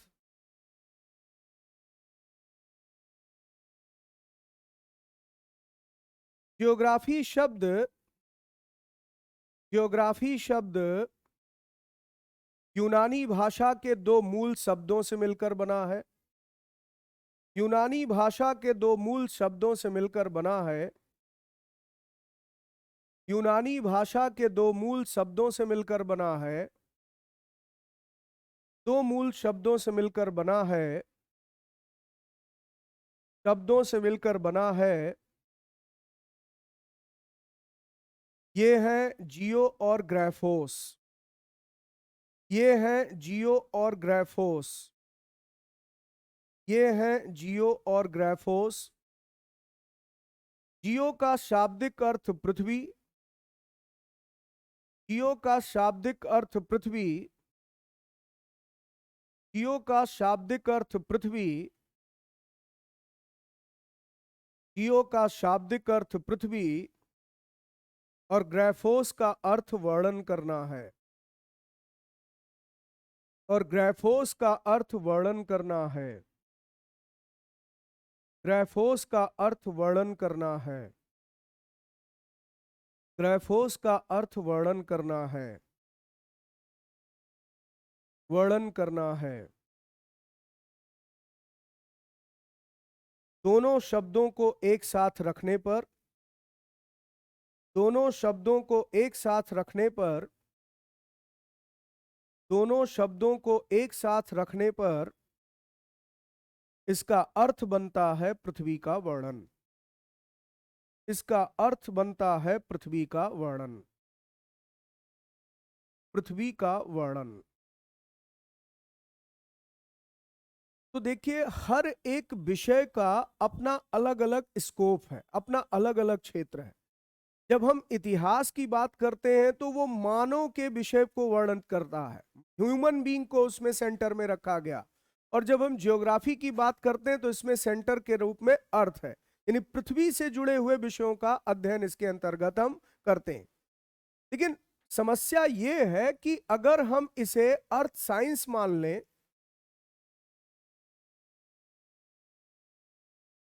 Earth science मान लें, यानी पृथ्वी विज्ञान मान लें,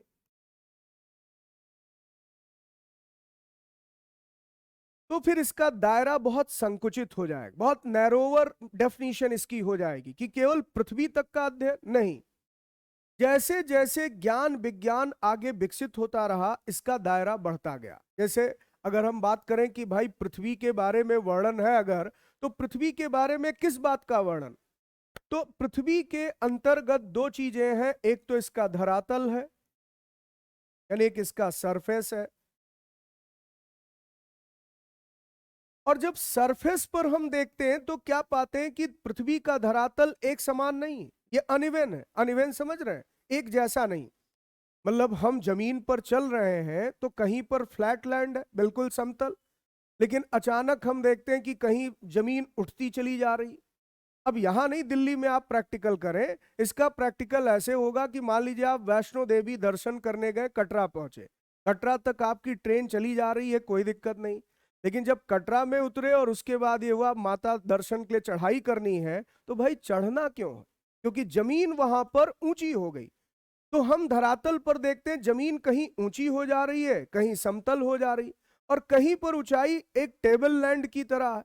यानी अलग अलग स्थल रूप धरातल पर पाए जाते हैं, जिनको लैंड फॉर्म्स कहा जाता है। इनके अलग अलग नाम है। जैसे कुछ एलिवेशन ऐसे हैं जिनको माउंटेन्स और हिल्स कहते हैं, कुछ को प्लेटो कहते हैं, कुछ को प्लेन्स कहते हैं, कुछ को आइलैंड कहते हैं। तो पर्वत, पहाड़ियां, पठार, मैदान, द्वीप, ये सब क्या है? ये लैंड फॉर्म्स है। यानी ये इसी धरती पर अलग अलग जगह मौजूद है। कहीं पर जमीन ऊंचाई लिए हुए है, कहीं पर जमीन नीचे है। तो ये अंतर क्यों, ये वेरिएशन क्यों? इसका जवाब कौन देगा? ज्योग्राफी। तो जब हम ज्योग्राफी में इसका जवाब खोजते हैं कि धरातल का स्वरूप असमान क्यों है, इस पर कौन कौन तरह की संरचनाएं पाई जाती हैं, तो उसी विषय को कहा जाता है जियोमोर्फोलॉजी।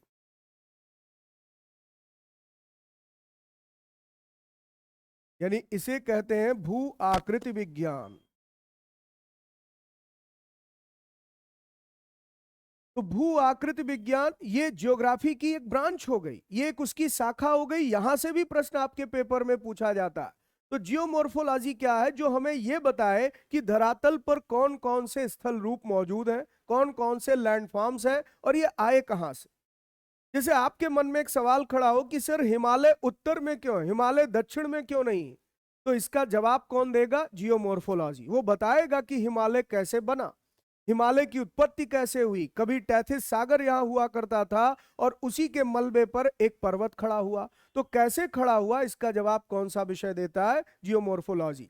यानी इसकी अलग अलग ब्रांचेज हैं और ये सब के सब ज्योग्राफी में शामिल हैं।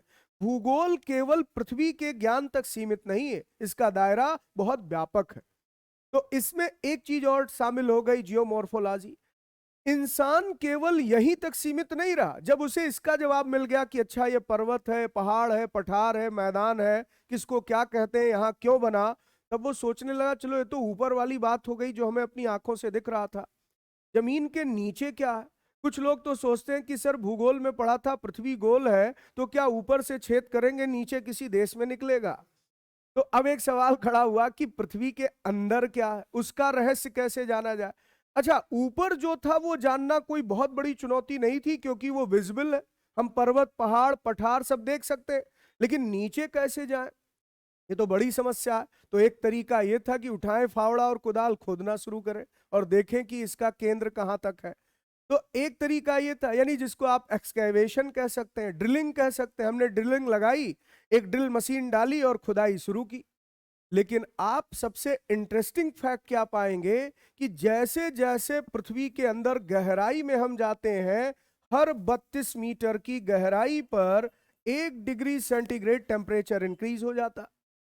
तो ये पृथ्वी के धरातल से नीचे जाने पर हमें व्यवहार मिलता, ये प्रकृति का व्यवहार कि 32 मीटर के डेप्थ पर 1 डिग्री सेंटीग्रेड टेम्परेचर इंक्रीज हो रहा, और हमारे पृथ्वी का जो सेंटर है वो 6371 किलोमीटर पर है।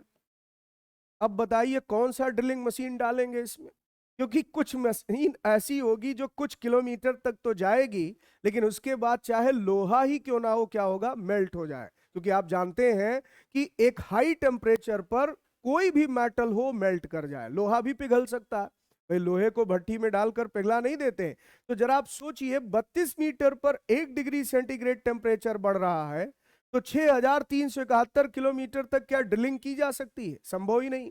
तो अंदर की चीजें कैसे जानी जाए? तो या तो हम इंतजार करें कि भगवान मदद कर दे, कोई चीज अंदर से बाहर आ जाए और हमें पता चल जाए अंदर ऐसा है, तो भगवान ने मदद की, और उस मदद का नाम भूगोल में क्या है? ज्वालामुखी। यानी ज्वालामुखी फटा और नीचे से कुछ ऐसी चीजें निकलकर बाहर आ गईं, उसी को भूगोल की भाषा में हम मैग्मा कहते हैं। तो जब मैग्मा धरातल पर आया, ठंडा हुआ, लावा बन गया, उस लावा के जमा होने से जो चीजें हमें मिली, उस पर जब हमने रिसर्च स्टार्ट किया तो यह पता चला कि हमारी धरती अंदर एक जैसी नहीं। फिर भूकंप ने भी मदद की, क्योंकि जब भूकंप आता है तो 3 तरह की तरंगें चलती हैं। एक को पी वेव्स कहते हैं, एक को एस वेव्स कहते हैं, एक को एल वेव्स कहते हैं, और तीनों का बिहेवियर अलग अलग मीडियम में अलग अलग होता है। तो उससे हमें पता चल गया कि हमारे धरती के नीचे सारी चीजें एक जैसी नहीं। तो जब भूगोल में इन बातों का हम अध्ययन करते हैं तो ये भी तो पृथ्वी का अध्ययन हुआ। ये हम पृथ्वी के बाहर की चीजों का अध्ययन कर रहे थे, धरातल, और एक हम पृथ्वी के आंतरिक भाग का अध्ययन करेंगे, यानी इंटीरियर। और जब हम इंटीरियर की स्टडी करते हैं, अंदर से पृथ्वी कैसी है, तो भूगोल की इस ब्रांच को क्या कहा जाता है? ज्योग्राफी।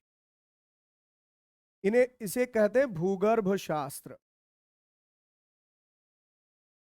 तो अब देखिए, अर्थ के बारे में हम बात कर रहे थे, हमें 2 टॉपिक मिल गया। एक सवाल जियोमॉर्फोलॉजी से भी आएगा और एक सवाल यहाँ ज्योग्राफी से भी आएगा।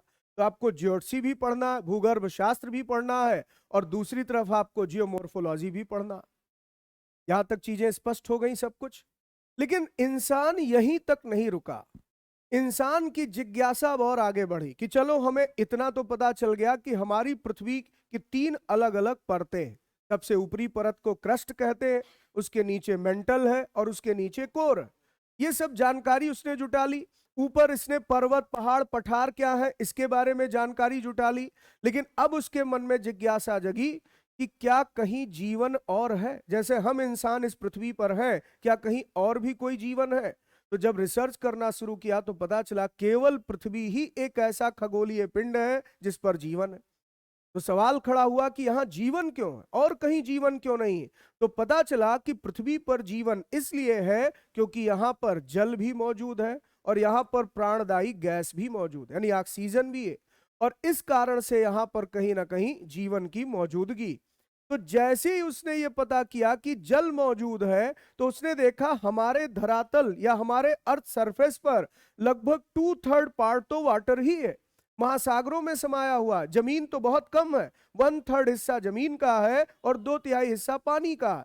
तो पृथ्वी पर जल बहुत विशाल राशि के रूप में मौजूद है और जल से घिरे इस पूरे क्षेत्र को क्या कहा जाता है? जलमंडल। तो एक टॉपिक और निकल आया, आपके सामने आ गया एक टॉपिक, हाइड्रोस्फेयर। जलमंडल से भी फिर सवाल आपके पेपर में बनेंगे, इससे भी प्रश्न आपसे पूछा जाएगा। और फिर उसने देखा कि पृथ्वी को चारों ओर से गैसों के एक विशाल आवरण ने घेर रखा और इसके कारण भी जीवन है। तो हमारे यहाँ चारों ओर जो गैसों का विशाल आवरण है, इसी को हम क्या कहते हैं? वायुमंडल। एक टॉपिक और हो गया आपका, एटमॉस्फेयर, यानी इसे कहते हैं वायुमंडल। यानी कुल मिलाकर अगर मैं आपको इसको वेन डायग्राम के माध्यम से समझाना चाहूं तो मैं ये कह सकता हूं कि हमारे पृथ्वी के 3 प्रमुख परिमंडल हैं। ठीक है, एक को हम नाम दे सकते हैं, यहां पर कह सकते हैं कि ये है स्थल मंडल, जो स्थल का भाग है, लैंड पोर्शन, यानी लिथोस्फेयर। एक तरफ अगर देखा जाए तो वो वायुमंडल है, यानी एटमॉस्फेयर है, और एक तरफ अगर देखा जाए तो जलमंडल, हाइड्रोस्फेयर। और जहां पर इन तीनों के बीच में एक संयोग बनता, जहां आपस में तीनों का एक कॉम्बिनेशन बनता, यहीं पर जीवन का विकास हुआ और इसी को क्या कहते हैं? जैवमंडल, यानी इसी को हम कहते हैं बायोस्फीयर। तो जरा आप देखिए कि भूगोल का दायरा कितना व्यापक होता चला गया। हमने पहले माना केवल पृथ्वी का ज्ञान लेना, फिर ये लोग पृथ्वी से और आगे बढ़ गए और यहां पर जीवन क्यों आया, जैसे ही इस पर रिसर्च करने लगे तो यहां पर स्थल मंडल, जल मंडल और वायुमंडल का संयोग भी आप पढ़ेंगे। यही सारे तो आपके भूगोल के टॉपिक बनते जाते हैं, यही तो आपका सिलेबस डिजाइन होता जाता है कि आपको इनमें से प्रश्न देखने को मिलेंगे। तो अगर इंसान ने इतना ज्यादा सोचा नहीं होता, केवल चुपचाप जीवन सामान्य तरीके से जी रहा होता, तो आज एसएससी की परीक्षा में जीएस कितना आसान लगता, आपको कम पढ़ना पड़ता। ये लोग ज्यादा सोचते गए, सिलेबस आपका बड़ा होता चला गया। अच्छा, यहां भी नहीं रुके, ये सब हो गया, चलो समझ में आता भाई, वायुमंडल तक गए थे, ठीक था। अब ये सोचे अंतरिक्ष भी सोचा जाए, सूर्य क्या है, ये रात में जो तारे जगमगाते हैं ये क्या है। तो नक्षत्रों पर भी रिसर्च शुरू हो गया और यहां से आप देखेंगे भूगोल का एक और ब्रांच डेवलप हो गया और उसी को हम कहते हैं खगोलकी या एस्ट्रोनॉमी। इसमें आप यूनिवर्स के बारे में पढ़ेंगे, बिग बैंग थ्योरी के बारे में पढ़ेंगे। तो इस तरह से आपका एक टॉपिक डिजाइन होता है। ये सारी चीजें नेचर ने हमको दी हैं, इंसान ने नहीं, ये नेचुरल है, इसीलिए इसको कहते हैं फिजिकल ज्योग्राफी। तो जैसे आपको भारत का भूगोल बताया पाठ्यक्रम क्या है, ऐसे अब सिलेबस लिखिएगा फिजिकल ज्योग्राफी का। लिखिए भौतिक भूगोल, हाँ भौतिक भूगोल, फिजिकल ज्योग्राफी, फिजिकल ज्योग्राफी भौतिक भूगोल। इसका पहला टॉपिक लिखिए द यूनिवर्स, द यूनिवर्स ब्रह्मांड, ब्रैकेट में लिख लीजिएगा एस्ट्रोनॉमी खगोल की, एस्ट्रोनॉमी खगोल की, ब्रह्मांड के ब्रैकेट में खगोल की, एस्ट्रोनॉमी। दूसरा टॉपिक लिखिए लिथोस्फेयर, लिथोस्फेयर। दूसरा टॉपिक लिथोस्फेयर स्थल मंडल, स्थल मंडल, स्थल मंडल। तीसरा टॉपिक लिखिए हाइड्रोस्फीयर जलमंडल, हाइड्रोस्फीयर जलमंडल। चौथा टॉपिक लिखिए एटमॉस्फेयर, वायुमंडल, वायुमंडल। और लास्ट में लिखिए पांचवा टॉपिक बायोस्फीयर, जैवमंडल। तो बच्चों आपको ये बात समझ में आ गई कि ये फिजिकल ज्योग्राफी क्या है, भौतिक भूगोल क्या, और इसमें हम कितने अध्याय पढ़ने वाले हैं, क्या क्या पढ़ने वाले हैं। तो मेजर पोर्शन आपका है इंडियन ज्योग्राफी और फिजिकल ज्योग्राफी। बाकी कॉन्टिनेंटल ज्योग्राफी या रीजनल ज्योग्राफी तो आप समझ ही गए कि उसमें हम विश्व के 7 महाद्वीपों का अध्ययन करेंगे। तो लास्ट में हेडिंग लिखिएगा रीजनल ज्योग्राफी, रीजनल ज्योग्राफी, प्रादेशिक भूगोल, रीजनल ज्योग्राफी प्रादेशिक भूगोल। और इसमें लिखिए 7 कॉन्टिनेंट्स ऑफ द वर्ल्ड, विश्व के 7 महाद्वीप। 7 कॉन्टिनेंट्स ऑफ द वर्ल्ड, विश्व के 7 महाद्वीप। सातों का क्रम लिख लीजिएगा, मैं साइज के अकॉर्डिंग बोल रहा हूं। पहला लिखिए एशिया, एशिया। दूसरा लिखिए अफ्रीका, बड़े से छोटे की ओर जा रहे हैं, हमेशा बड़े को पहले तरजीह देना चाहिए, ठीक है। तो एशिया, फिर अफ्रीका, फिर इसके बाद नॉर्थ अमेरिका, नॉर्थ अमेरिका, उत्तर अमेरिका, उत्तर अमेरिका, फिर साउथ अमेरिका, दक्षिण अमेरिका, फिर अंटार्कटिका, अंटार्कटिका, फिर यूरोप, फिर यूरोप, और फिर लास्ट में ऑस्ट्रेलिया, लास्ट में ऑस्ट्रेलिया। ये है बच्चों आपका पाठ्यक्रम। तो आज की क्लास एक जनरल इंट्रोडक्शन था आपका ज्योग्राफी का। मेरा पर्पस था कि आपको ये बता सकूं भूगोल क्या है और इसमें आप क्या पढ़ेंगे। अगर इतनी चीजें आप पढ़ लेते हैं, एक एक टॉपिक इसमें तैयार कर लेते हैं, तो मैं दावे से कहता हूं कि आप पीसीएस की भी परीक्षा देने जाएंगे, इससे ज्यादा नहीं मिलेगा। दरअसल आप एक धारणा अपनी छोड़ दीजिए कि एसएससी का एग्जाम वो किसी एग्जाम की तुलना में कमजोर है। कहने के लिए एसएससी है, लेकिन पीसीएस से भी ज्यादा स्टैंडर्ड क्वेश्चन आपके पेपर में आ रहा है। तो आपको अपनी पढ़ाई का स्टैंडर्ड सेट करना होगा, पढ़ना है तो ढंग से पढ़ना होगा, और अगर अच्छा स्कोर करना चाहते हैं तो जीएस में भी मेहनत करनी होगी। तो कल से जो क्लास होगी इंडियन ज्योग्राफी के पहले चैप्टर से मैं स्टार्ट करूंगा और यहीं से आपका सिलेबस शुरू हो। Okay, thank you.